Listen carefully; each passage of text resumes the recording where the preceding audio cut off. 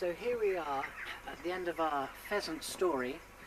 I'm back at Irnham Hall in Lincolnshire, where we began this pheasant episode with the releasing of the small birds aged about 6 weeks back in at the end of August, September. And today is the 1st of February, which means it's the last day of the shooting season. No more pheasants can be shot this year at least. And remember, the pheasant season started on the 1st of October, so it's only a few months. And now the next thing we have to do is pluck the birds that we've shot. So I've got a cock and a hen, the male and the female of the pheasant species, and I will get on and pluck it for you. And the best place to do that is out here. I know it's snowing a little bit, but it's better to have feathers floating around here than it is in your kitchen. And it's something that puts most people off. It's all well and good shooting your bird, but to then bring it home and pluck it, prepare it, and then cook it is something that many people struggle with, and it's often easier to go down to the supermarket to buy your chicken and then stick it in the oven and away you go. But today I'll show you how to prepare the pheasant.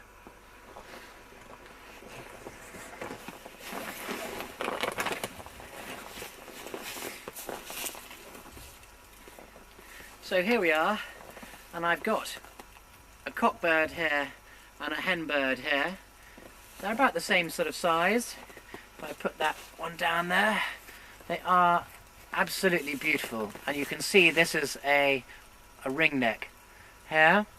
All pheasants, and there are about 35 species, come from Asia initially, and they seem to think that even as early as the 10th century AD, the Romans and then the Normans had imported pheasants into this country, and then of course they died out, and then it's only later when these big estates started to shoot them in the 1830s were they brought back in and then properly reared.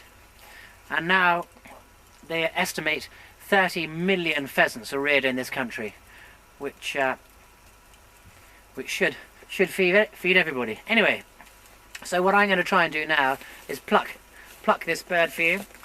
And the best place to pluck a pheasant is out here in the great outdoors, where the feathers can go everywhere. Now, the most important thing is to pick out feathers pretty much individually.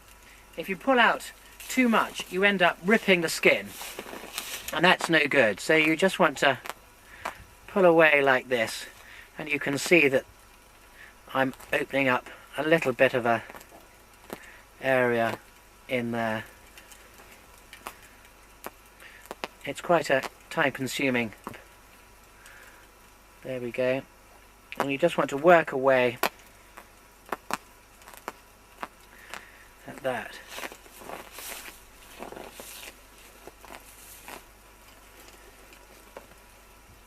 And of course they've got these beautiful big feathers here.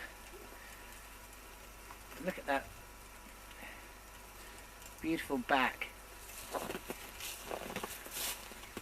All in there. It's absolutely stunning. They are the most lovely birds. And I think I'd be very sad if they didn't have pheasants anymore in this country. It would be a great loss, because they are beautiful birds, and without the farmers, the estate owners putting them down, they don't happily live everywhere. And although in the fenlands of Norfolk and a few other places across the country you do get wild pheasants, you have to really put them down. They only live a year, so they wouldn't be seen, which would be sad. But I'm going to continue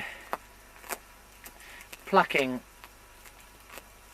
this little chap, and all the feathers are just disappearing off there, so no problems.